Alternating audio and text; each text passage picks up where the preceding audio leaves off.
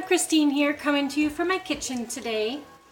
Today I want to talk a little bit more about self-care, and self-care can take form in several different ways. Some days self-care is going to look like basic human needs, taking a shower or making sure you eat during the day, and then other days when you're feeling good, self-care can look like something that makes your heart sing. So I want to talk about two of the things that really make my heart sing. One is my family. I love my family. I do what I do for my family. And our family has gone through a lot of changes in the last couple of years. So it has redefined a lot for me. My dad passed away and we had two of our three daughters graduate into adulthood. And that's a little bit hard for mom to adjust to, especially when they do so pretty much at the same time. So that's kind of what I've been dealing with on a personal level recently with my kids. So I'm going to tell you a little more specifics about the family. I'd mentioned in my introduction video that I've been married to my husband Chad for 17 years, and he is the man that all other men should live to be. He's fantastic. He's loving and supporting and forgiving, for crying out loud. Thank God he's forgiving, because Lord knows I've done enough to that poor guy in the last 3 years to cause most people to run. But he's stuck by my side and he's supported me, and he's just really fantastic person. Not that I have to really prove that to anybody, because I know it's true, but a great example of his greatness, sorry to use the word great there twice, but is that he lovingly accepted my older two children from my first marriage. So Chad and I started dating when the big girls, is what we call them, were 4 and 6, and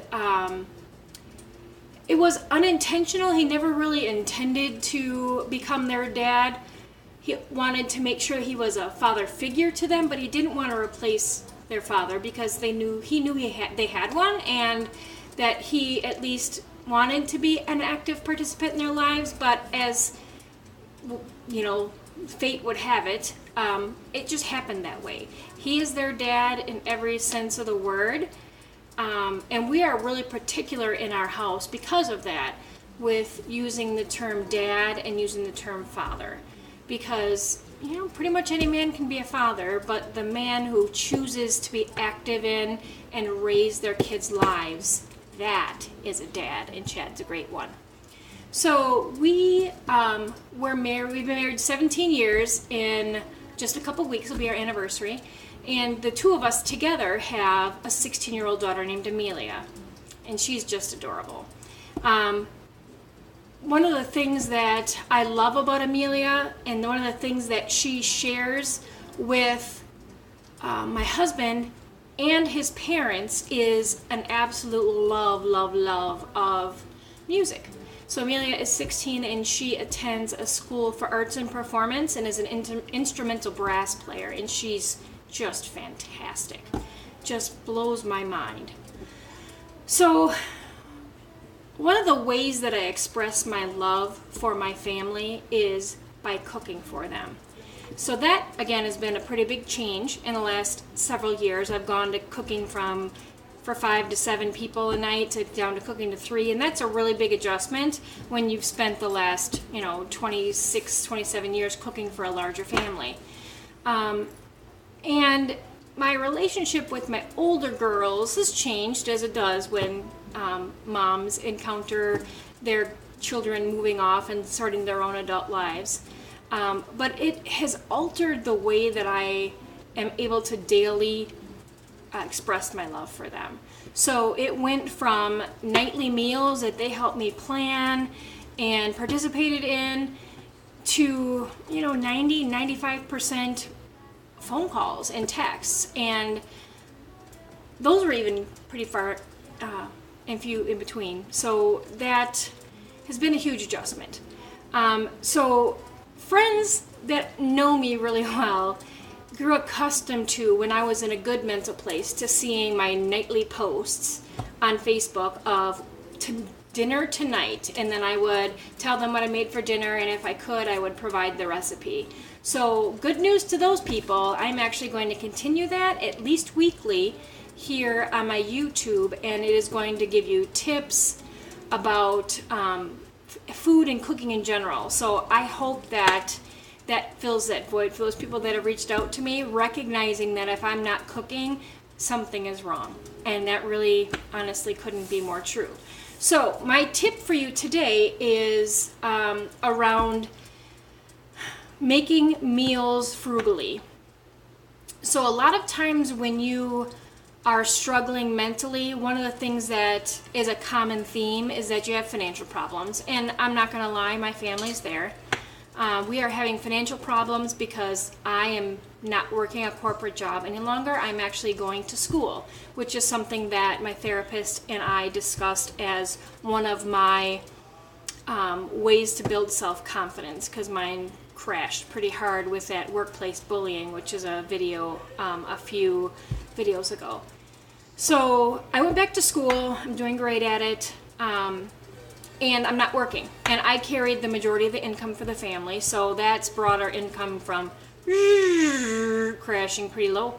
And so I've had to learn how to stretch a dollar. So this week, what I've done is on Tuesday, I roasted an 18-pound turkey. And it was just my husband and I home that night. Amelia was off spending the night at a friend's house because we had a snow day, a cold day actually. And so I roasted that turkey, and together he and I we ate less than a turkey breast. So I let that cool, and then I pulled the meat off of it before I went to bed after it cooled all the way. And I sectioned off the the leg quarters, and I boiled them with the bones and all to make a turkey broth. And that is going to be the basis for the meal actually that I'm cooking tonight. So we had our dinner of turkey breast, and then I made a dressing, and we had broccolini with it. So not a huge dinner, even though it took a long time in preparing it that day. And then last night I prepared a homemade turkey pot pie, and I'll provide you with the recipe for that. I do want to note that I don't really follow recipes, but I will read them as a guide. I am more of a go with the flow off the cook.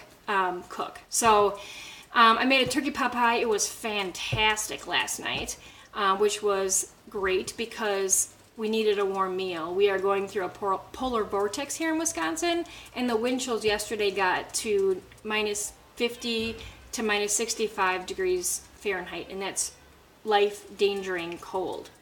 Our post office didn't deliver, schools were closed, employers were closed, and you know it's serious when you live in Wisconsin and they close the liquor stores. Like, that is, woo, look out.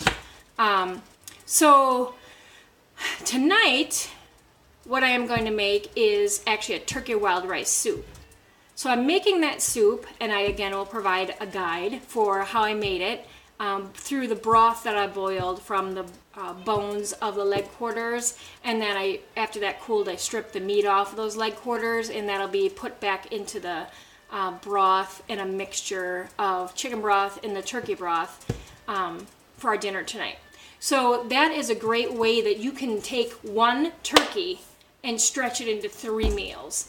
I do want to also add that turkey was given to us by a family member.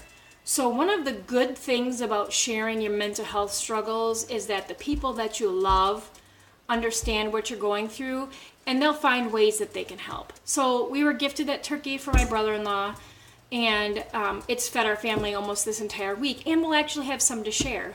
I plan to share soup with my mom, with my daughter Hannah, because it's her absolute favorite, and my friend Sandy, who is a little bit under the weather.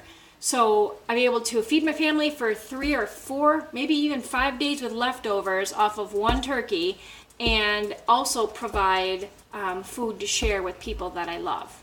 So I hope that's a great tip for you. Like I said, I will put recipes in the videos, and if you have any questions or comments or things that you want to ask me about cooking or what I do for my family when it comes to expressing my love through food, I'm happy to answer them. Please comment, ask me questions.